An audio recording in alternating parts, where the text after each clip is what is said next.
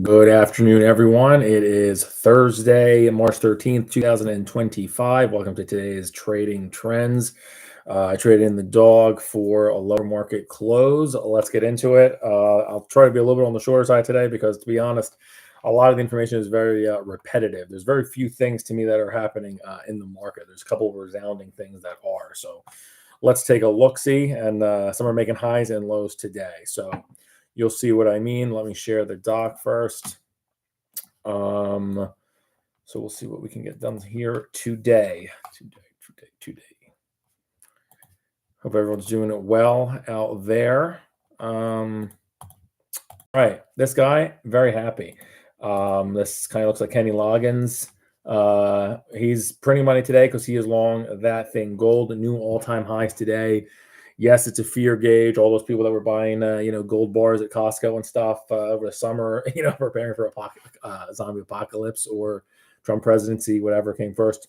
They're scoring right now new all-time highs in the GLD. Congratulations. We've been talking about you have to have the stuff that has been winning has had, very little U.S. correlation due to the uncertainty around tariffs and what is going on in the presidency. So stuff like this has been winning. It's been China, it's been gold, obviously a fear gauge as well. So here is the headline. There were a couple places today that were the source of the pain. And that was real estate and retail, both dropped about 2%. You really have some crazy moves in retail, versus XLY. We'll take a look at both. The charts I tried to keep as different as possible. Really, a couple themes, very few themes coming up. You're looking at one of them literally visually through the yellow metal there. So it was very few things are moving the market. You'll see what I mean. And I think we'll get to the SPY talk. But yeah, we'll look at XRT, which did hit 52-week low. Retail got clobbered today. A bunch of the different real estate ETFs have hit 52-week low. Not all of them, though. So like XHB, ITB, which are your home builders and home construction. So not great signs there. Like I said, new all-time highs for gold. Okay, let's get to the chart. And real fast, I know I always start with the oh man, it's been a week. It's been a week for all of us. I know I usually hang on because it shrank the thing. There we go. I always start with an intraday chart, but I want to share with a 3-year chart of the SPIZL, also known as the SPY, the S&P 500, So this is a 3-year chart. So you have the RSI here. Again, each bar here represents 1 week. So I've zoomed out here. This is why the low here on this whole chart goes back to October 2022. And that's an important place that you'll see why in a minute. So right here on this weekly, like I said, RSI, we slipped here to about a 39. I'm going to round for simplicity's sake. That's exact low that we hit an RSI measure on that weekly basis, also October 23rd, with a rising 200 moving average. Here is actually a much more precarious position because we were much closer. We were just a couple percent away from the 200-day versus here we have much more leverage. So technically we do have more room to fall here, but it speaks to the momentum and the strength that we've had. Point being, we've held in there and the buyers did step in. Also, a prior moment before, we tackled with a little bit tougher, but it was on the lows of October, was a similar exact RSI. It could be, I know it looks like you're data picking it, but I'm just saying it is interesting. And before here, yes, the trend was not established yet. In 2022, we were underneath that measure. As I look at stochastic momentum mix, which takes the price in terms of its similar to relative strength, it takes its the recent close in a range of its prior history, what you put in. So again, I configured with the, each bar here it takes in a week. In terms of percentage fall offs, okay, so again, I want to state this. This is important. So we go back here, back to these July 2023 highs. We are 460 in SPY. We came all the way back down. It was an ugly, this was July 24th to October 23rd. Nasty 2 months. It went from 460 to 410. That's, a little bit more than 10%, right?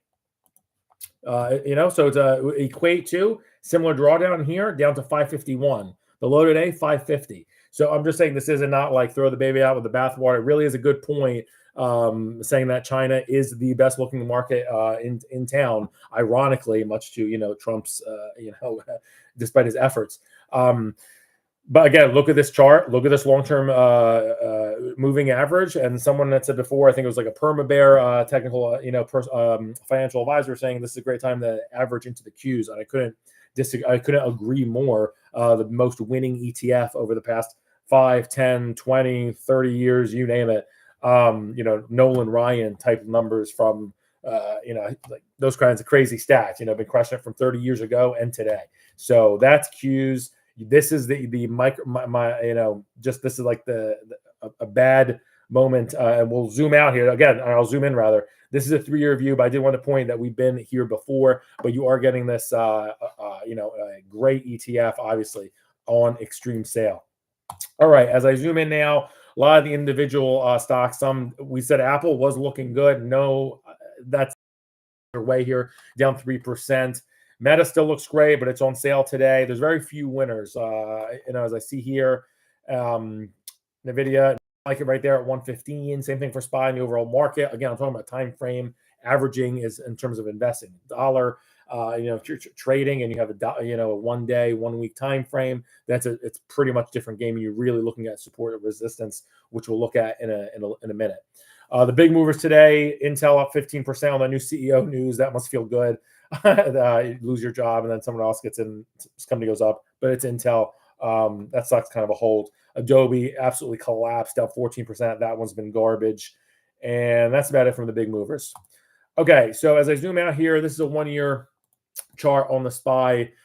Really, obviously, extraordinary week. I've been expecting this to, base at minimum around the 565 level and that 572 to be a kind of a punching bag for SPY to get to.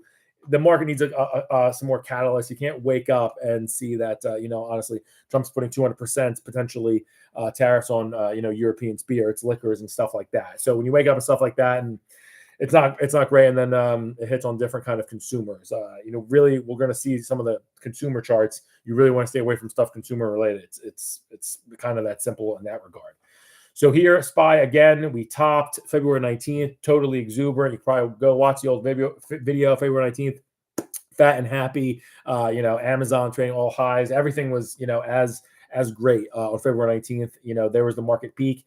You still have the 200-day moving average going positive here. So I'm looking at the numbers here. Went up by 13 cents last night. Like I said, this is going to, and it was going up 15 the day before. So it's going to start to lose momentum. Today's Thursday. Probably by mid next week, if we start to hold these numbers, this 572 is a really, really important number. And that's 20 points from here. So not, this 3-4%. You get a good number somewhere here and there, or cancellation or delay of a tariff, and things can pop up. But this is very important. And you never like to see this oversold behavior. There's still sellers. And we were here on March 11th. Then we got out of it up to, 34 RSI. Or actually, no, not that high.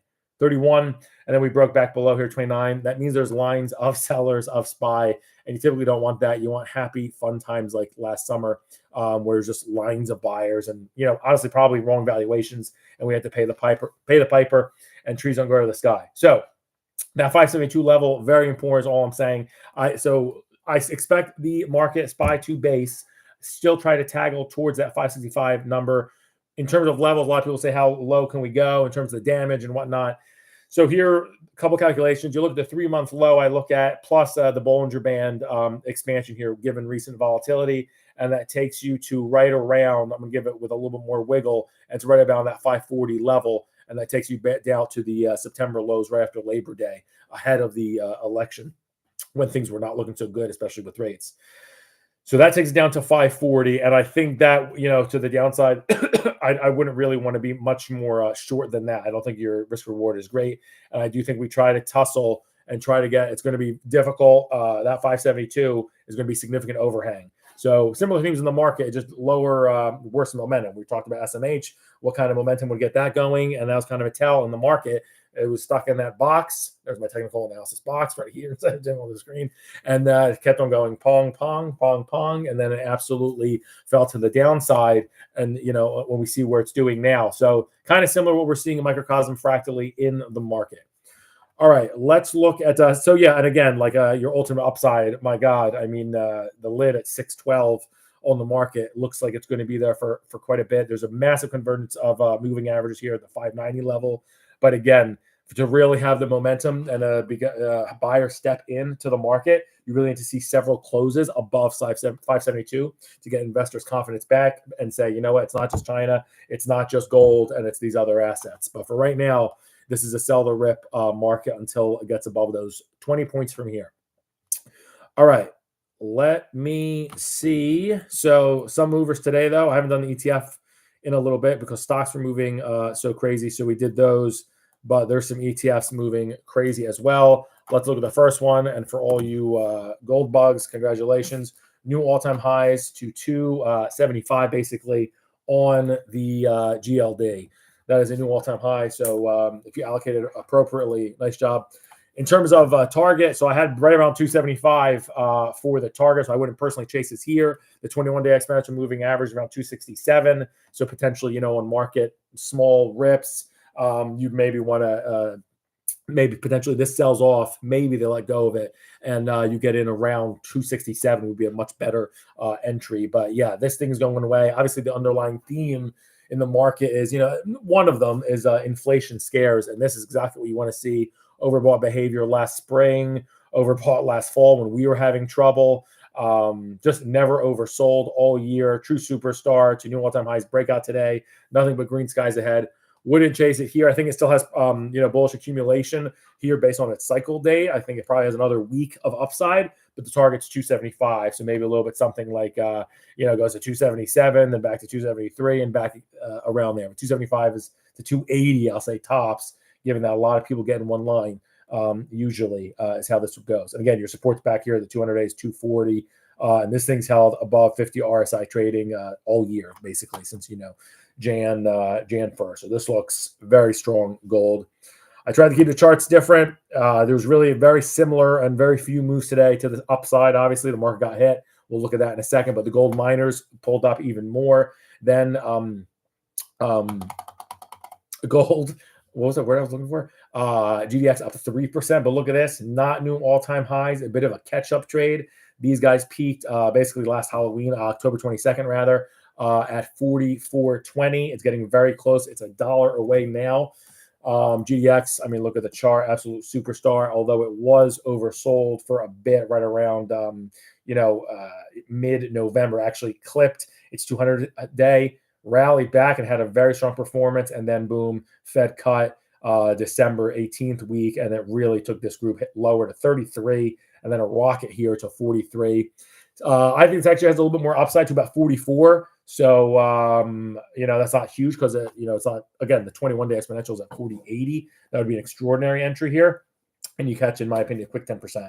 But this looks again like to be in accumulation mode for another week or so. Gold names are going to have wind to their back, especially with people fearful to buy the market based on tweets or X's. I don't know what you call it.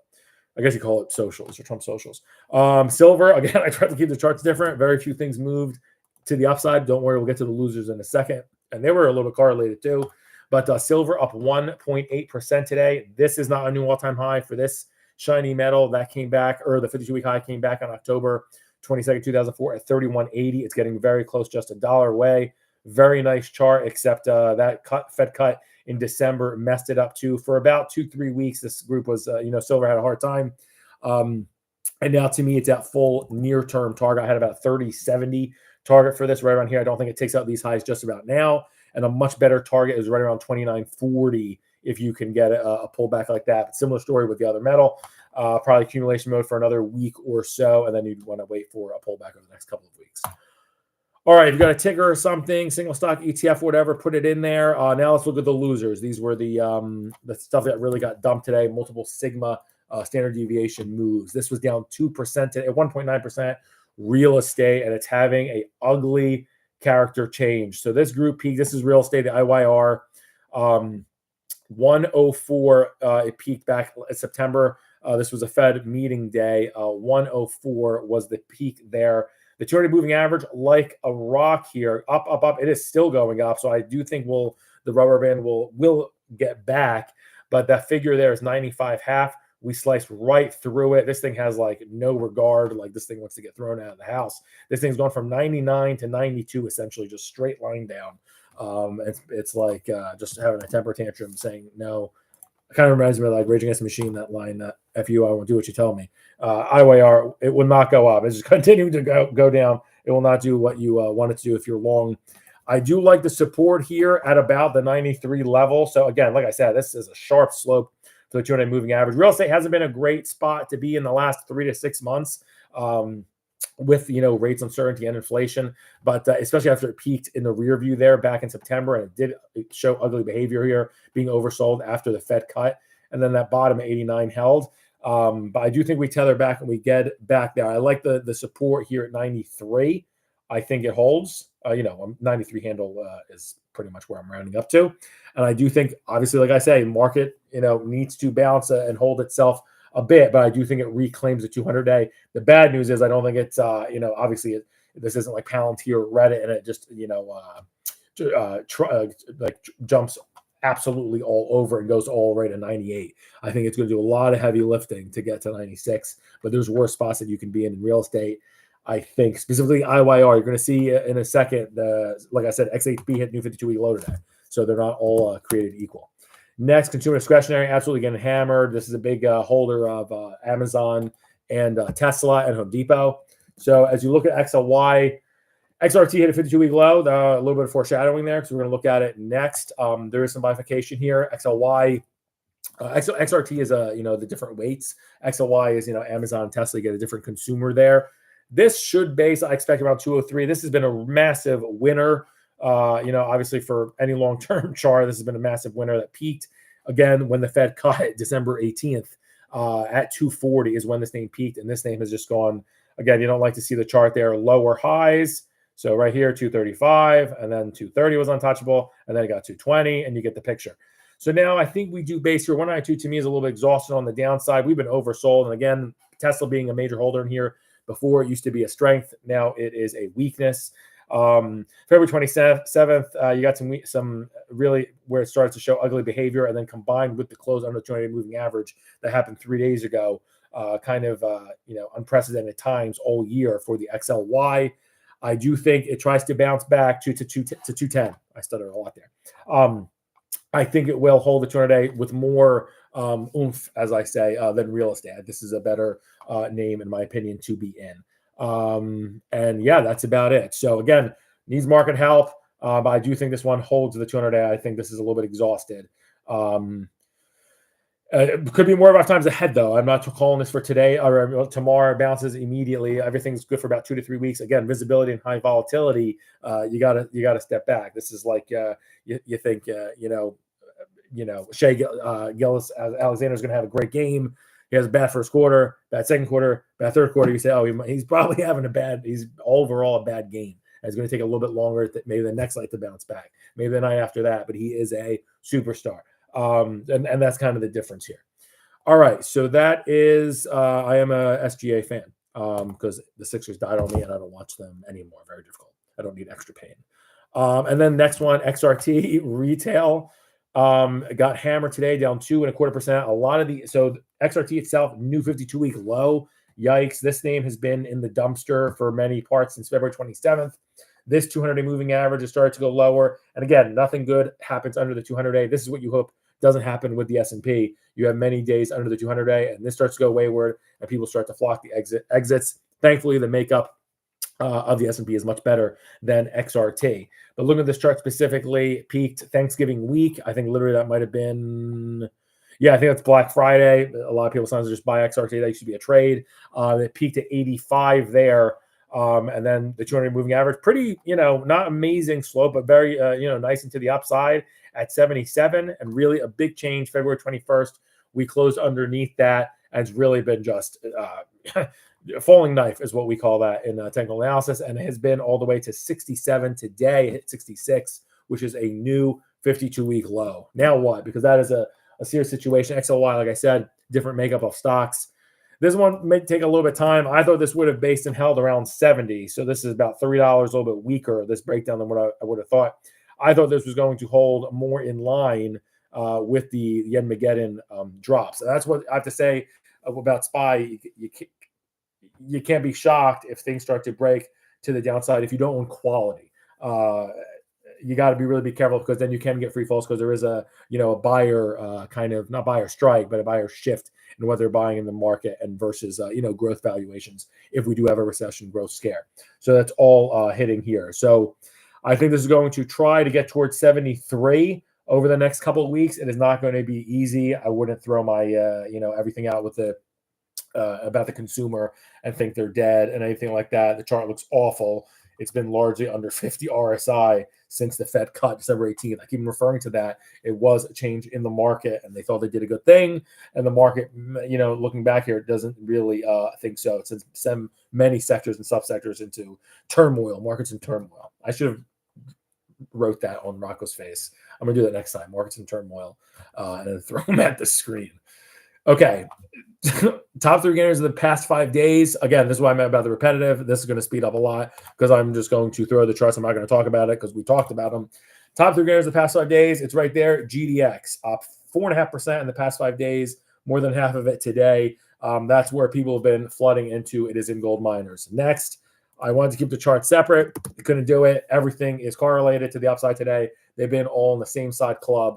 It's silver up 4% in the past 5 days. And then next, you could take a guess. I think Rocco could even get this one with his walnut brain. And gold is the third gainer, actually. It's up in the past 5 days. It's up 2.5% in the past 5 days. So those other ones had more movement, obviously, over the past 5 days. But it's gold today hitting the new all-time high. It's a marathon, not a sprint. Now let's look at the losers because we have got to pay attention to the losers. The one getting shellacked, and it's the best short, the best trade overall for the past 5 days. It is short Bitcoin. Let's take a look at it. It is down 10% or an average of 2% per day today, doing that by 2x, essentially down 3.5%. Let's take a look at IBIT. I wrongly said this was getting ready to go. I have the date here about, around Feb 24th, I believe, right around there. That was very close with the market 5 days after the SPY hit.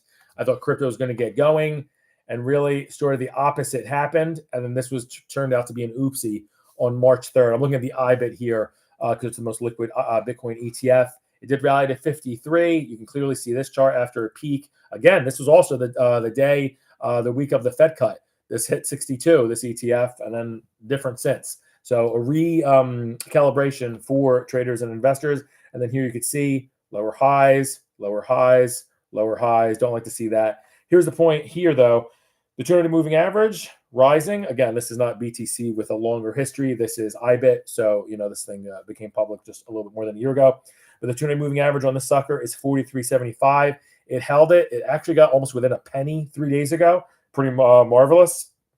And here we are. Problem is, this is largely sustained under 50 RSI, trading not, a lot of momentum or strength in buyers here since February 3rd, and that explains this crap action.